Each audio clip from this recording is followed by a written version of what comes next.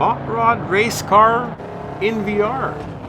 Hello everyone and welcome back to OpenFed Gaming.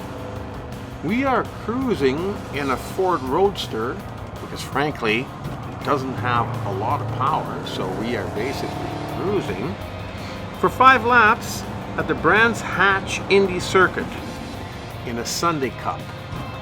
It's a nice warm afternoon late in the day, and like I said, we are cruising for 5 laps, but it's going to be a tough race because without the power to catch the other guys, it's going to take a little while, but that's okay. This hot rod racer kind of reminds me back of my old days when I was still in high school.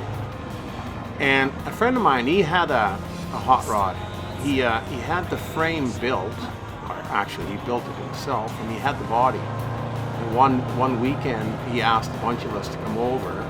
He was very mechanically inclined. It had the rear end in it, front end in it, had an engine in it. It was all done up. Everything looked great.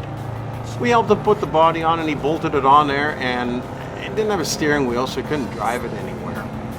You know, but he wanted to let us hear what it sounded like, because he was quite impressed. I can't remember what he had in it. It was a 350 or what it was. It was a small block.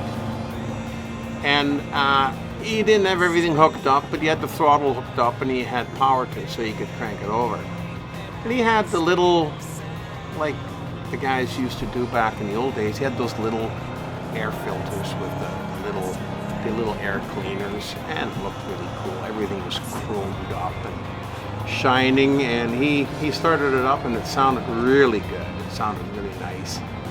Then he proceeded to throttle a little bit, and one of the oil lines that he had put a plug in, like we used to do, just put a bolt in the end of the hose and you can turn it off for a few seconds, for a few minutes or whatever, and everything, that bolt went flying and there was oil everywhere.